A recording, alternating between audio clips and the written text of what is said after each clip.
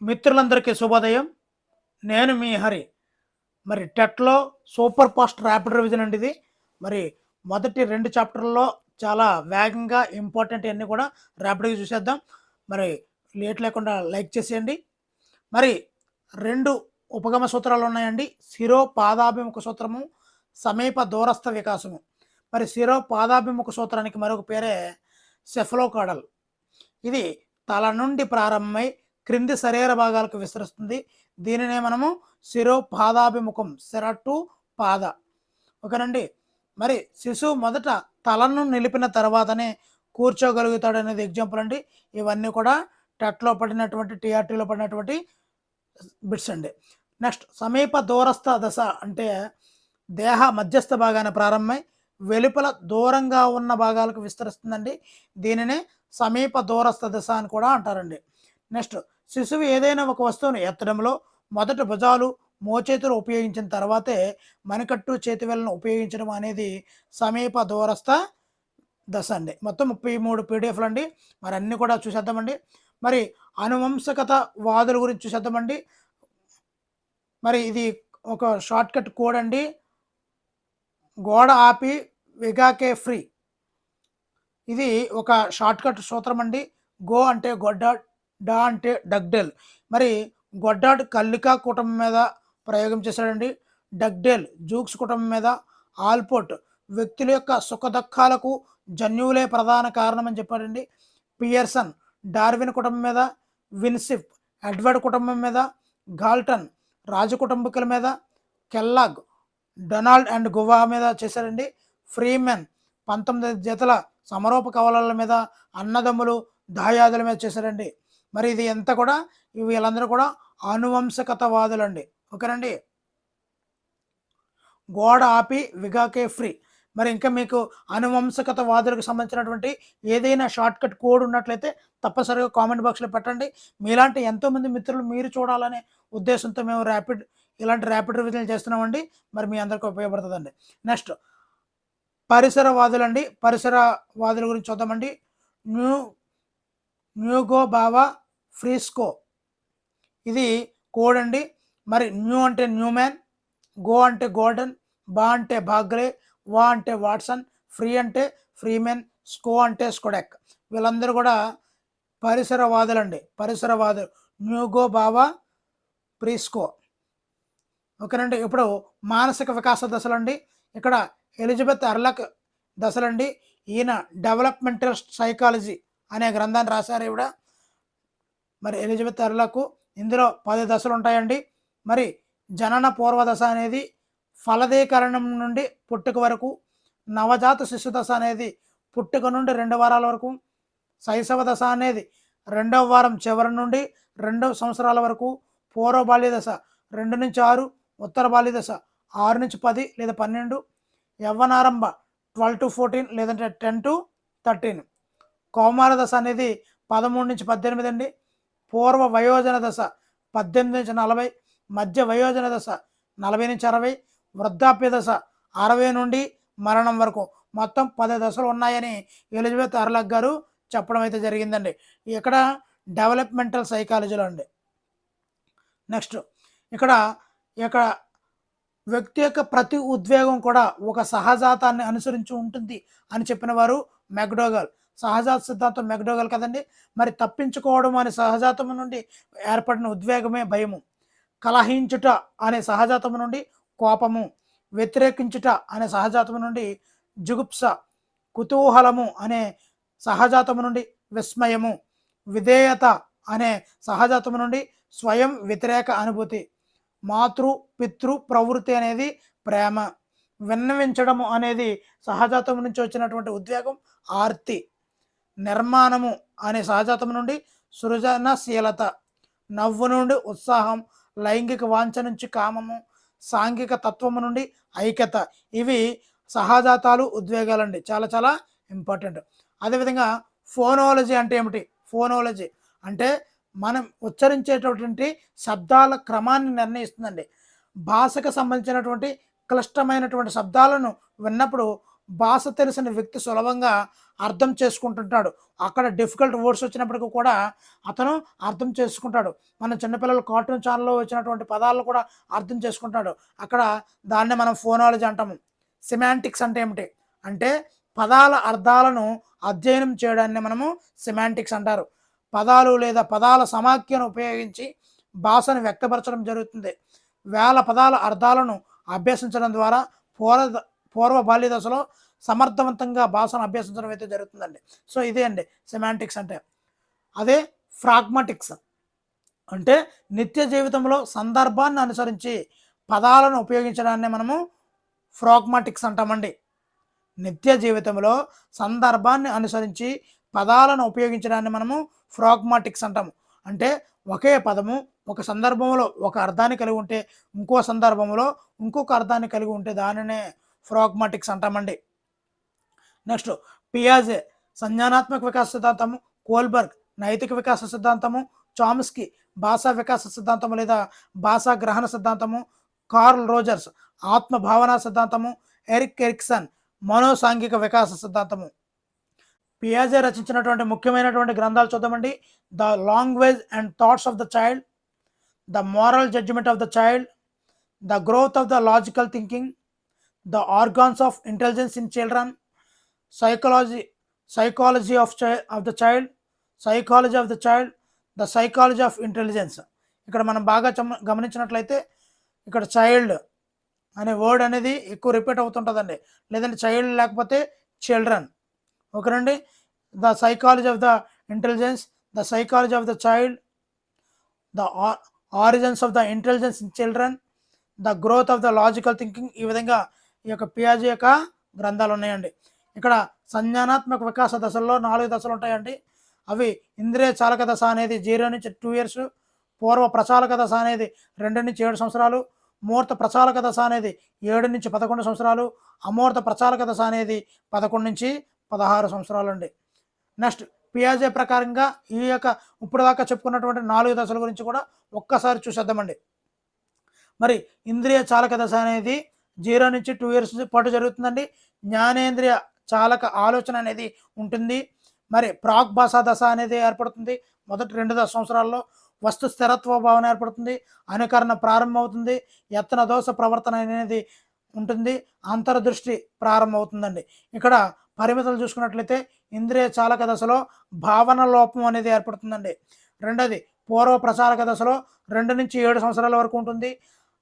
అతిభ్యాసాత్మక ఆలోచన అనేది ఏర్పడుతుంది. సంకేతాలు ప్రతీకల ద్వారా ఆలోచన అయితే ఏర్పడుతుంది. భాష వికాస వేగం ఏర్పడుతుంది. సమస్య పరిష్కార సామర్థ్యం ఏర్పడుతుంది.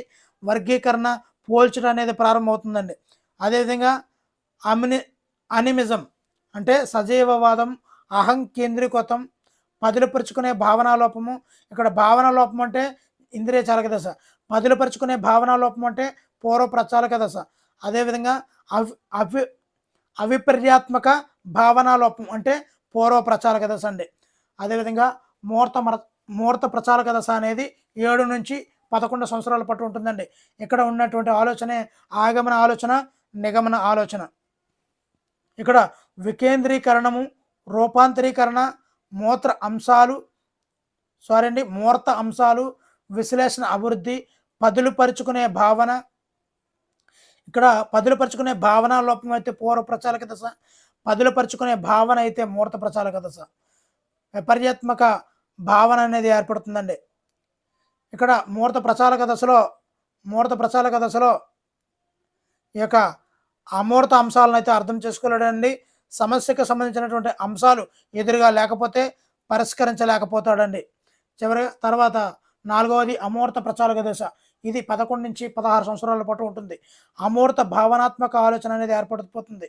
మరి తార్కిక సామర్థ్యము, పరికల్పనలు చేయడము, వివేచనం చేయడము, సంబంధాలు స్థాపించడం, భిన్న కోణాలలో సమస్య పరిష్కారం చేయడము, కార్యకారక సంబంధాలను గుర్తించడం, ఇవన్నీ కూడా ఈ యొక్క 4 దశలు పియాజే ప్రకారం అండి.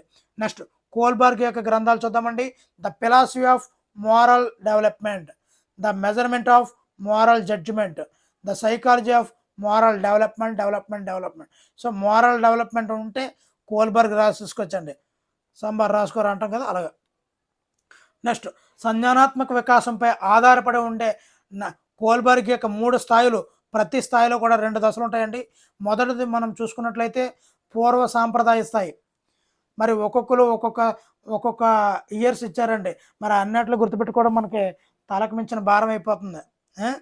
మరి పూర్వ సాంప్రదాయ స్థాయి అనేది 4 నుండి 10 సంవత్సరాలండి. అంటే 5వ తరగతి చదివే పిల్లవాడి వరకు పూర్వ సాంప్రదాయ స్థాయి అండి. ఇక్కడ విధేయత, శిక్ష అనే ఓరియంటేషన్ ఉంటుందండి, నేపథ్య నీతి. అదేవిధంగా రెండవ స్థాయిలో సహజ సంతోష అనుకరణ సాధన ఉపయోగ దశ అండి. నెక్స్ట్ చూసినట్లయితే సాంప్రదాయ స్థాయి 10 నుంచి 13 సంవత్సరాల వరకు ఉంటుందండి. మంచి బాలుడు, బాలిక ఈ నైతికతను కలిగి ఉంటాడండి.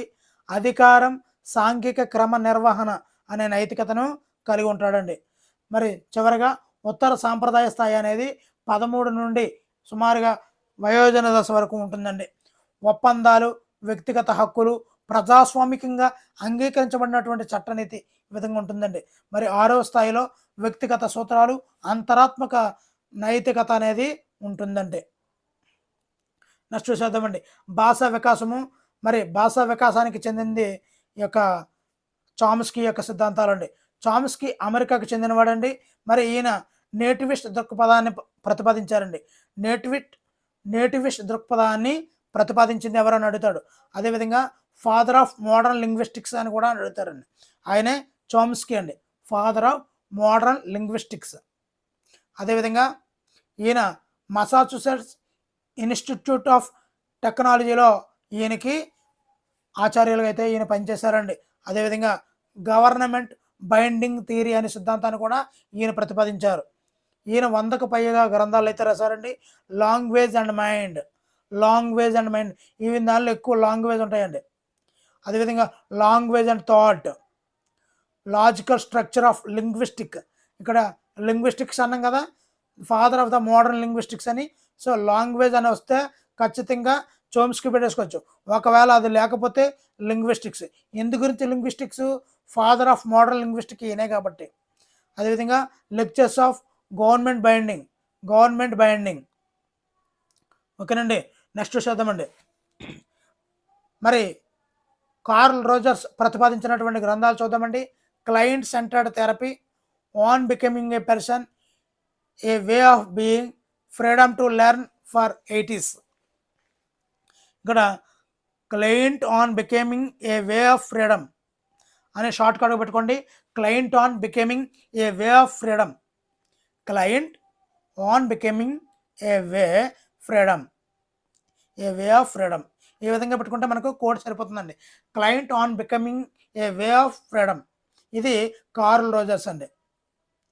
కార్ల్ రోజర్స్ క్లయింట్ దగ్గర a becoming a way of freedom. So freedom కోసం ఆయన వెళ్తున్నారని మనం సింపుల్గా గుర్తుపెట్టుకోవచ్చు. నెక్స్ట్ మనో సాంఘిక వికాస సిద్ధాంతము. మరి దీన్ని ప్రతిపాదించింది ఎరిక్ ఎరిక్సన్ అండి, జర్మనీ దేశస్థుడు. చాలా చాలా ఇంపార్టెంట్ అండి. ఈయన ఎరిక్సన్ అన్నవాడు ఫ్రాయిడ్ యొక్క అనుచరుడు అండి. మరి ఇక్కడ చూసుకున్నట్లయితే ఫ్రాయిడ్ను అచిత్తు మనోవిజ్ఞాన శాస్త్రవేత్త అంటారు. ఏంటి సైకాలజిస్ట్ అని అంటే, మరి ఎరిక్సన్ను అహం మనోవిజ్ఞాన శాస్త్రవేత్త అంటే ఈగో సైకాలజిస్ట్ అంటారండి. ఎరిక్సన్ని ఈగో సైకాలజిస్ట్. ఎటు సైకాలజిస్ట్ ఎవరు? Freud, Sigmund Freud. Ego psychologist ఎవరు? మన ఎరిక్సన్ గారు.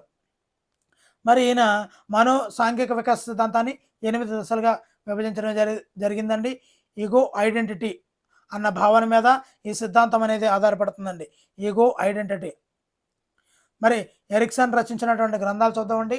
Childhood and society, the stages of psychological development.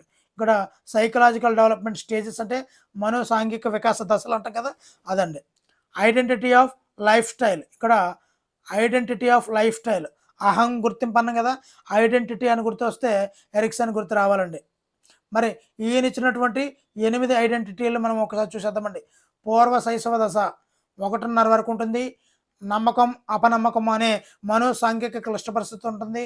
మరి ఇక్కడ ఉన్నటువంటి గుణమే నమ్మకం. ఉత్తర శైశవ దశలో 1.5 నుంచి 3 సంవత్సరాల వరకు ఉంటుంది. స్వయం ప్రతిపత్తి, సిగ్గు, సంశయం. ఇక్కడ ఉండేది మనోబలం అండి. నెక్స్ట్ 3వది క్రీడా దశ అంటే అంగన్వాడీ దశ 3 నుంచి 5 సంవత్సరాలు. ఇక్కడ చొరవ చూపిస్తాడు. అది ఫెయిల్ అయితే అపరాధ భావంలోకి వెళ్ళిపోతాడు. ఇక్కడ క్రీడా కౌశలాలతో ప్రయోజనం అనేది ఆధారపడి ఉంటుంది.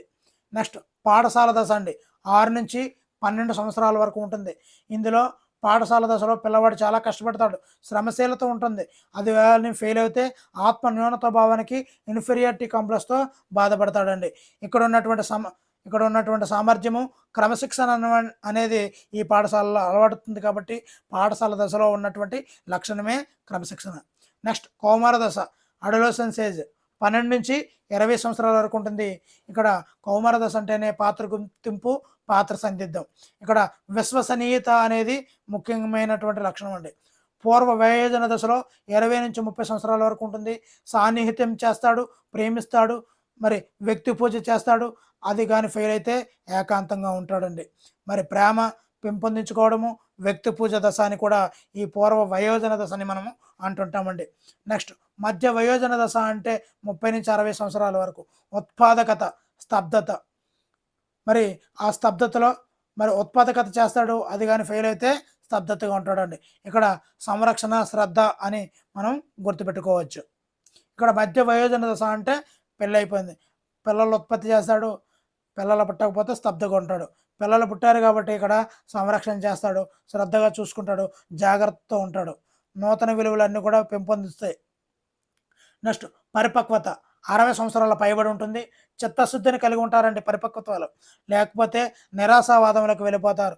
సూక్ష్మ బుద్ధిని కలిగి ఉంటారు, వివేకంతో ఉంటారండి.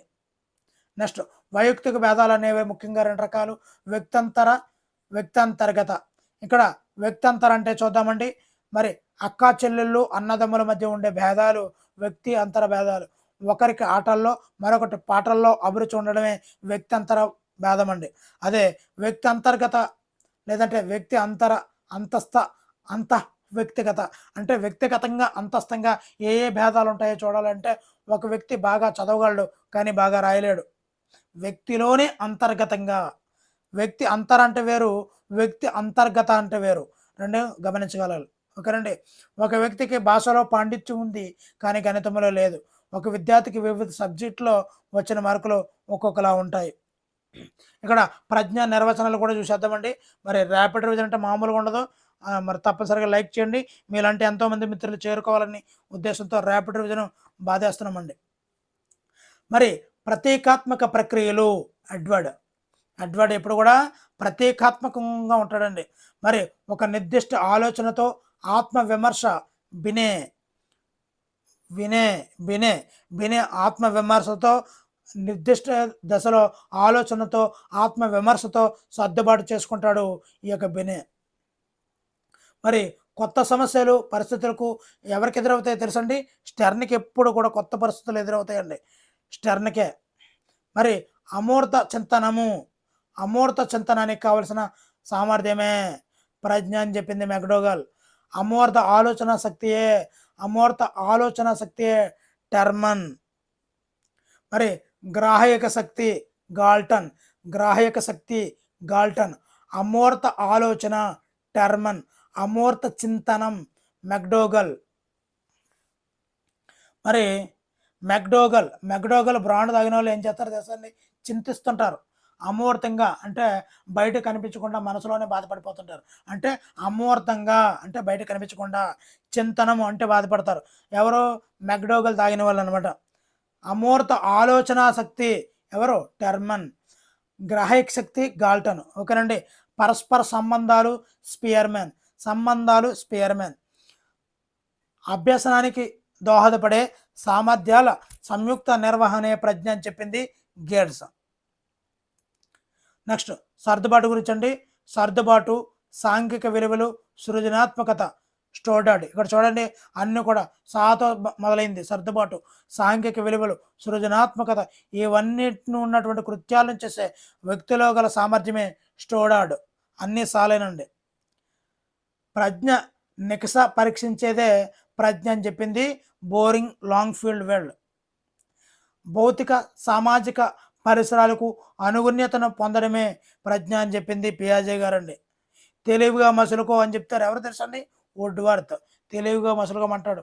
ఇప్పుడు మీరు డిఎస్సిలో కూడా తెలివిగా ఆన్సర్లు పెట్టాలి. మరి ఇంతకాలం చదివి అక్కడ కూర్చొని మానిటర్ ముందు కూర్చొని కంగారు పడి చెమటలు పట్టేసి రాని బిట్టి గురించి అరగంట గింజిపోతే అక్కడ టైం అయిపోద్దండి. కాబట్టి తెలుగు మసులుకో ఎవరు చెప్పారు తెలుసా? ఒడ్డువర్తండి.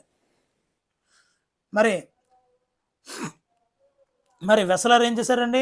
మన రాజ్యాంగం అనేక ఆదేశక సూత్రాలు ఒక దగ్గర నుంచి ఒక్కొక్క దగ్గర నుంచి కాపీ పేస్ట్ చేశారు కదా మన రాజ్యాంగం రాయడానికి. అదేవిధంగా ఈ వెసలర్ కూడా అంతే అండి.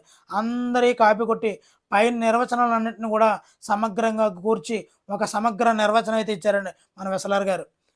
ప్రయోజనాత్మకంగా ప్రవర్తించడానికి, హేతుబద్ధంగా ఆలోచించడానికి, మన చుట్టూ ఉన్న పరిసరాలతో ఫలప్రదంగా మసులుకోవడానికి వ్యక్తికి అవసరమయ్యే సామర్థ్యమే ప్రజ్ఞ అని చెప్పింది మన వెసలర్ గారండి. మరి ప్రజ్ఞ రకాలు చూసేద్దామండి. Thorndike America దేశస్థుడండి. ప్రజ్ఞ 3 రకాలుగా వర్గీకరించారు: మూర్త ప్రజ్ఞ, అమూర్త ప్రజ్ఞ, సాంఘిక ప్రజ్ఞ. మరి థార్న్డైక్ ప్రకారంగా మానవుడిగా జన్మించిన ప్రతి వ్యక్తి కూడా ఈ 3 రకాల ప్రజ్ఞల్లో ఏదో ఒకటి కలిగి ఉంటాడు అని చెప్పారండి. ఫస్ట్ది మూర్త ప్రజ్ఞ అంటే చూద్దామండి. భౌతికంగా కంటికి కనిపించే వస్తువులను నిర్వహించే ప్రజ్ఞ మూర్త ప్రజ్ఞ అంటే. మరి ఈ ప్రజ్ఞకు గల కారణము మధ్య మెదడు అండి. మధ్య మెదడు మెకానికులు, చేతి వృత్తి వారు, టెక్నీషియన్లు, క్రీడాకారులు, హార్డ్వేర్ ఇంజనీర్లు ఇవన్నీ కూడా. మూర్త ప్రజ్ఞకు గల కారణం మధ్య మెదడు అండి. మరి ఈ ప్రజ్ఞ అయితే మనం కొలవగలం. రెండవది అమూర్త ప్రజ్ఞ అంటే అక్షరాలు, అంకెలు, చిహ్నాలు, చిత్రాలు, మాటలు, పదాలు వంటి వాటిని అర్థం చేసుకోవడం, వాటి ద్వారా అర్థాలను తెలియజేయడానికి అవసరమయ్యే శక్తినే అమూర్త ప్రజ్ఞ అంటారండి. ఉదాహరణగా శాస్త్రవేత్తలు, రచయితలు, కవులు, విద్యావేత్తలు, సాఫ్ట్వేర్ ఇంజనీర్లు వీళ్ళందరూ కూడా ఈ యొక్క అమూర్త ప్రజ్ఞ అయితే కలిగి ఉంటారండి. మరి ఈ ప్రజ్ఞకు గల కారణము ముందు మెదడు లేదంటే మస్తిష్కము. మరి సిఏవిడి మాపనని రూపొందించింది థార్న్డైక్ అండి. ఈ థార్న్డైక్ రూపొందించినటువంటి సిఏవిడి మాపనం ద్వారా అమూర్త ప్రజ్ఞ అయితే కొలవగలమండి. నెక్స్ట్ మూడవది సాంఘిక ప్రజ్ఞ అండి. మరి ఇతరులను తెలివిగా ఆకర్షించడం, మెప్పించడం అనేది ఈ యొక్క ప్రజ్ఞలో ఉంటుందండి. వ్యక్తి తన చుట్టూ ఉన్నటువంటి వారిని అర్థం చేసుకొని వారి భావాలను జాగ్రత్తగా ప్రతిస్పందించి అనుకున్నది సాధించగలిగే సామర్థ్యమే ఈ యొక్క సాంఘిక ప్రజ్ఞ అండి. ఇప్పుడు ప్రజ్ఞా సిద్ధాంతాలు చూద్దామండి. ఏకకారక సిద్ధాంతము బినే, ద్వికారక సిద్ధాంతము స్పియర్మ్యాన్, బహుకారక సిద్ధాంతము థార్న్డైక్, సామూహిక కారక సిద్ధాంతము దర్స్టన్, స్వరూప నమూనా సిద్ధాంతము గిల్ఫర్డ్. నెక్స్ట్ చూద్దామండి బహుకారక సిద్ధాంతం గురించి చూసేద్దాము. మల్టీ ఫ్యాక్టర్ థియరీ అంటారండి. దీన్ని రూపొందించింది థార్న్డైక్, అమెరికా దేశస్థుడండి. మెజర్మెంట్స్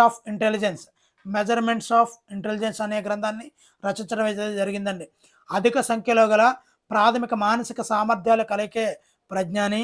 కాబట్టి ఈ సిద్ధాంతాన్ని మనము బహుకారక సిద్ధాంతం అని అంటుంటారండి. ఇందులో ఈ థార్న్డైక్ ప్రకారము ఇందులో 4 గుణాలు ఉంటాయండి. ఒకటోది అంతస్తు అంటాము, రెండోది వ్యాప్తి అంటాము, మూడోది వైశాల్యం అంటాము, నాలుగవది నిష్పాదన వేగం అంటారు. మరి వాడు ఏ విధంగా అడుగుతాడంటే థార్న్డైక్లో బహుకారక సిద్ధాంతంలో లేనటువంటి గుణం ఏమిటి అని అడుగుతాడు. మొత్తం 3 ఎత్తాడు, 4వది ఇవ్వడు. అప్పుడు మనకు వాసిపోద్ది అనమాట, మామూలుగా ఉండదు. ఇప్పుడు వచ్చి అన్నీ కూడా అలాగే ఇస్తున్నాడండి. మరి సిఏవిడి ప్రజ్ఞామాపన రూపొందించింది థార్న్డైక్. సి అంటే వాక్య పూర్ణం కంప్లీషన్, ఏ అంటే అర్థమెటిక్, వి అంటే వొకాబులరీ, డి అంటే డైరెక్షన్ అండి. నెక్స్ట్ సామూహిక కారక సిద్ధాంతము దర్స్టన్ అండి. ఈయన అమెరికా దేశస్థుడండి. మరి ప్రైమరీ మెంటల్ ఎబిలిటీస్ అనే గ్రంథాన్ని అయితే రచించారండి. మరి ప్రజ్ఞలో సాధారణ ప్రత్యేక కారకాలు ఉండవు అని ఈ యొక్క దర్స్టన్ అభిప్రాయపడ్డాడండి.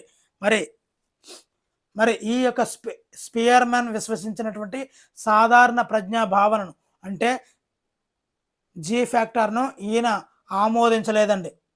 మరి దర్స్టన్ ప్రతిపాదించినటువంటి సామూహిక కారక సిద్ధాంతాల్లో 7 ప్రాథమిక మానసిక సామర్థ్యాలే ప్రజ్ఞకు మూల కారణమని చెప్పాడండి. అందులో మరి ఎన్ అంటే న్యూమరికల్ ఎబిలిటీ, ఎస్ అంటే స్పాటియల్ ఎబిలిటీ, పి అంటే పెర్సెప్చువల్ అబిలిటీ, ఎం అంటే మెమరీ ఎబిలిటీ అంటే స్మృతి సామర్థ్యము, వివేచన సామర్థ్యము, శాబ్దిక సామర్థ్యము, మరి పదధారాలత సామర్థ్యము. ఇలాగ 7 సామర్థ్యాలు ఉంటాయి అని చెప్పి దర్శనం చెప్పడం జరిగిందండి. నెక్స్ట్ స్వరూప నమూనా సిద్ధాంతం అండి. దీన్ని గిల్ఫర్డ్ అండి. ఇది కూడా అమెరికా దేశస్థుడేనండి. మరి ప్రజ్ఞా స్వరూప సిద్ధాంతాన్ని తెలిపితే ఈ సిద్ధాంతాన్ని ప్రజ్ఞా స్వరూపాన్ని త్రిమితీయ ఘన రూపంలో తెలిపిందే స్వరూప నమూనా అండి. ఇది మనసు 3 ప్రజ్ఞా విశేషాలతో నిర్మితమై ఉందని చెప్పాడండి. విషయం, ప్రచాలకాలు, ఉత్పన్నాలు. మరి ఈరోజైతే నిన్న వీడియోలో అయితే మరి ఇదే అడగడం జరిగిందండి. గిల్ఫర్డ్ ప్రజ్ఞా సిద్ధాంతంలో లేనిదేది అని అడిగాడండి. మరి ఇక్కడ ఉన్నాయి విషయం, ప్రచాలకాలు, ఉత్పన్నాలు ఉన్నాయి. అక్కడ సమాచారం అని ఇచ్చాడండి. సమాచారం కాందండి అది. నెక్స్ట్ బహుళ ప్రజ్ఞా సిద్ధాంతము. ఈయన కూడా గార్డినరేనండి. ఇక్కడ 1983లో తాను రచించినటువంటి frames of mind the theory of multiple intelligence అనే గ్రంథంలో బహుళ ప్రజ్ఞ గురించి, బహుళ ప్రజ్ఞ గార్డినర్. మరి ఈ గార్డినరు పియాజే బ్రూనర్ల వల్ల ప్రభావితుడయ్యాడండి. మరి ఈయన ప్రజ్ఞ అనేది 8 రకాలుగా ఉంటుందని చెప్పడం అయితే జరిగింది. ఒక్కొక్కరు ఒక్కొక్క రకంగా చెప్పారండి. మరి ఇవన్నీ కూడా ఈయన చెప్పినటువంటి గార్డినర్ చెప్పినటువంటి 8 రకాల ప్రజ్ఞలండి. నెక్స్ట్ ప్రజ్ఞా మాపనలు ఏ విధంగా పరిణామం అయ్యాయి ఒకసారి చూసేద్దామండి. 1905లో బినే సైమన్ పరీక్ష అనేది మొదలైందండి. ఆల్ఫ్రెడ్ బినే రూపొందించడం జరిగింది. మొదట్లో ఉండేవి 30 మాత్రమే ప్రశ్నలండి. ఇప్పుడు వయోపరిమితి లేకుండా 30 ప్రశ్నలతోనే 1905లో ఆల్ఫ్రెడ్ బినే సైమన్ పరీక్షని ప్రారంభించారండి. ఆ తర్వాత 3 సంవత్సరాల తర్వాత 1908లో బినే సైమన్ మరలా అదే పరీక్షలో మరలా 29 పరీక్షలను యాడ్ చేసి 3 నుంచి 13 సంవత్సరాల వయోపరిమితి పెట్టి మరలా మార్పు చేశారండి. మరొక 3 సంవత్సరాలకి మరలా అందులో ఉన్నటువంటి 5 విభాగాలను తొలగించి సేమ్ ఇయర్స్ ఇవ్వడం జరిగిందండి. అదేవిధంగా 5 సంవత్సరాల తర్వాత స్టాన్ఫర్డ్ రావడం జరిగిందండి. అంటే టెర్మన్ హ్యాండిల్లోకి వచ్చిందండి. బెనే నుంచి టెర్మన్ దగ్గరకు వచ్చింది. ఇప్పుడు ఏకంగా 36 ప్రశ్నలు జోడించి మొత్తం 90 ప్రశ్నలతో లూయిస్ టెర్మన్ ఈ యొక్క స్టాన్ఫర్డ్ బినే సైమన్ పరీక్షను రూపొందించారండి. ఇది 3 నుంచి 14 సంవత్సరాల పిల్లలకి ఈ పరీక్షను అయితే నిర్వహిస్తారండి. మరి 1937లో ఈ స్టాన్ఫర్డ్ బినే సైమన్ పరీక్షలో లూయిస్ టెర్మనే 129 ప్రశ్నలు తయారు చేసి ఫామ్ ఎల్, ఫామ్ ఎం అనే 2 నమూనాలను అయితే తయారు చేసి 2 నుంచి 18 సంవత్సరాల వాళ్ళ మీద ప్రవేశపెట్టాడండి. తర్వాత 1973లో స్టాన్ఫర్డ్ బినే సైమన్ పరీక్షలో మరలా లూయిస్ టెర్మన్ గారే 129 ప్రశ్నలతో 2 నుంచి 18 సంవత్సరాల మధ్య ఈ యొక్క స్టాన్ఫర్డ్ బినే సైమన్ పరీక్షను రూపొందించడం అయితే జరిగిందండి. మరి పాత అకాడమీ బుక్ ప్రకారంగా ప్రజ్ఞాలబ్ధి 25 కన్నా తక్కువ ఉన్న వాళ్ళని మనము 3లు అంటాము. వాళ్ళు జనాభాలో 1.5% ఉంటారు. 26 నుంచి 49 ఐక్యూ ఉన్న వాళ్ళని బుద్ధిహీనులు అంటాము. 49 వరకు 26 నుండి 49 వరకు ఉన్న వాళ్ళని బుద్ధిహీనులు అంటారు. ఇక్కడ 2.3% ఉంటారండి జనాభాలో. మరి 50 నుంచి 69 వరకు అల్పబుద్ధులు, 69 అల్పబుద్ధులు. ఇది 5% మంది ఉంటారు. 89 వరకు 70 నుంచి 89 వరకు తెలివి తక్కువ వారు లేదంటే నిదాన అభ్యాసకులు అని కూడా అంటామండి. వీళ్ళు 19% మంది ఉంటారండి. మరి ఈ యొక్క జనాభా రేషియోలో మనం బాగా చూసుకున్నట్లయితే 90 నుంచి 109 వరకు ఉన్నటువంటి సగటు ప్రజ్ఞావంతులే 48% ఉంటారండి. వీళ్ళు ఎక్కువ అండి. తర్వాత 110 నుంచి 119 వరకు ఉన్నటువంటి ఐక్యూ ఉన్న వాళ్ళని ఉన్నత ప్రజ్ఞావంతులు అంటారండి. వాళ్ళు 21% మంది ఉంటారండి. తర్వాత 120 నుండి 139 ఐక్యూ ఉన్న వాళ్ళని అత్యున్నత ప్రజ్ఞావంతులు అంటాము. వీళ్ళు 0.1% ఉంటారండి. అదేవిధంగా 140 కంటే ఎక్కువ ఉన్న వాళ్ళని మేధావులు లేదా ప్రజ్ఞావంతులు అంటారు. వీళ్ళ జనాభాలో 0.23% అయితే ఉంటుంటారండి. ఇదండి మరి ఇది ప్రజ్ఞాలబ్ధి జనాభాలో. మరి ఇక్కడ ప్రజ్ఞా పరీక్షల గురించి చూసేద్దామండి. విషయం ఆధారంగా ప్రజ్ఞా పరీక్షలు శాబ్దిక, అశాబ్దిక, వ్యక్తిగత, సామూహిక, పేపర్ పెన్సిల్ నిష్పాదన, వేగ, శక్తి పరీక్షలు. ఒక్కసారి గుర్తుపెట్టుకోండి. ఇది ఒక్కటి గుర్తుపెట్టుకుంటే అన్నీ అయిపోయినట్టేనండి. ఈ ఒక్కటి గ్యాదర్ చేయండి. ఇక్కడ బినే వెస్లర్ ఇది వ్యక్తిగత పరీక్షలు అండి. ఈ వ్యక్తిగత పరీక్షల్లో బినే అనే పేరుతో 3 వస్తాయండి. సారీ అండి. మరి బినే బినే, వెస్లర్ ఈ రెండు కూడా శాబ్దికమైంది. అదేవిధంగా పేపర్ పెన్సిల్ పరీక్ష అండి. అదేవిధంగా బాటియా, వెస్లర్ ఈ రెండు కూడా వెస్లర్ ముందు బినే కదండి, బినే చిన్నది కాబట్టి బినే అంటే 2 అక్షరాలు, బాటియా 3 అక్షరాలు. ఓకేనండి. ఇక్కడ శాబ్దిక 3 అక్షరాలు, అశాబ్దిక 4 అక్షరాలు. అంటే ఎప్పుడైతే అక్షరం పెరిగిందో బినే బినే శాబ్దికలోకి వెళ్ళిపోతారు, అశాబ్దికలోకి బాటియా వెళ్ళిపోతాడు. ఓకేనండి. ఇక్కడ వెస్లర్ రెండిట్లో ఉంటాడు, దాన్ని ఏం టచ్ చేయకండి, షాక్ కొడుతుంది. నెక్స్ట్ మరి ఇక్కడ బాటియా అన్నవాడు మరి వేగ పరీక్ష అండి. అంటే మరి ఇది ఆర్మీలోకి వెళ్ళాలని బీట్లు వేసుకుంటూ తిరిగేవాడండి, వేగంగా పరిగెట్టాడు కాబట్టి మరి అశాబ్దికంగా వాడు పరిగెట్టుకుంటూ పారిపోయాడండి. నెక్స్ట్ సామూహిక పరీక్షల్లో army army army general, army alpha, army general, Otis బాగా గుర్తుపెట్టుకోండి. Army alpha, army general, Otis ఇవన్నీ కూడా వేగ పరీక్షలేనండి. మరి అశాబ్దిక పరీక్షల్లో చూసినట్లయితే ఆర్మీ బేటా అండి. అదేవిధంగా రావెన్స్ ప్రోగ్రెసివ్ మ్యాట్రిసెస్ పరీక్ష, దీన్ని పేపర్ పెన్సిల్ పరీక్ష అంటారండి. ఇక్కడ గుడ్ ఇనఫ్ డ్రా అన్నాడు కాబట్టి పేపర్ పెన్సిల్ పరీక్ష అండి. అదేవిధంగా ప్రోగ్రెసెస్ మ్యాట్రిసెస్ అంటే బొమ్మలు పేపర్ పెన్సిల్తో వేస్తామండి. ఓకేనండి. రావెన్స్ ప్రోగ్రెసివ్ మ్యాట్రిసెస్ అనే లెక్కలు చేయాలంటే మనకి ఏముండాలి, పేపర్ పెన్సిల్ ఉండాలి. అదేవిధంగా ఏదైనా డ్రా చేయాలంటే మరి పేపర్ పెన్సిల్ ఉండాలండి. ఈ రెండే పేపర్ పెన్సిల్ అండి, మిగతా అన్నీ మామూలే అండి. నెక్స్ట్ ఇందాక చెప్పుకున్నాము దార్డెక్ రూపొందించింది సిఏవిడి పరీక్ష అని. వాక్య పూరణం సి అంటే కంప్లీషన్, ఏ అంటే అర్థమెటిక్ అంకగణితం, వి అంటే వొకాబులరీ పదజాలం, డి అంటే డైరెక్షన్స్ నిర్దేశాలు. సిఏవిడి. విస్క్ అంటే ఏమిటి, Wechsler intelligence test for children అండి. ఇది అమెరికాకు చెందినటువంటి వెస్లర్ రూపొందించారండి. ఈయనే వెస్లర్ బాలల ప్రజ్ఞామాపిని అని పిలుస్తారండి. మరి 5 నుండి 15 సంవత్సరాల బాలల ప్రజ్ఞను మాపనం చేయడానికి అయితే ఉపయోగిస్తారండి. దీనిలో 2 రకాలు ఉంటాయి. మరి శాబ్దిక ఉపపరీక్షలు, నిష్పాదన ఉపపరీక్షలు అంటారు. ఒక్కొక్క దానిలో 5 ఉంటాయండి. మొత్తంగా 10 పరీక్షలు ఉంటాయి. శాబ్దికలో విస్కా అంటారండి, విఐఎస్సిఏ విస్కా. చిచిబావ్ అంటారండి, నిష్పాదన చిచిబావ్. చి అంటే చిత్రపూర్ణం, చి అంటే చిత్ర క్రమీకరణ, బ్లాక్ డిజైన్, అంకె చిహ్న, వస్తు మార్పు. సో ఇది విస్కా, చిచిబావ్. ఇది అంతా కూడా ఇది విస్కీలోనే విస్కా ఉందండి, ఇక్కడ చిచిబావ్ గుర్తుపెట్టుకుంటే సరిపోతుంది మనకి. ఓకేనండి. మరి వీడియో నచ్చితే తప్పనిసరిగా అయితే లైక్ చేయండి. Thank you for watching. Me Hari signing out.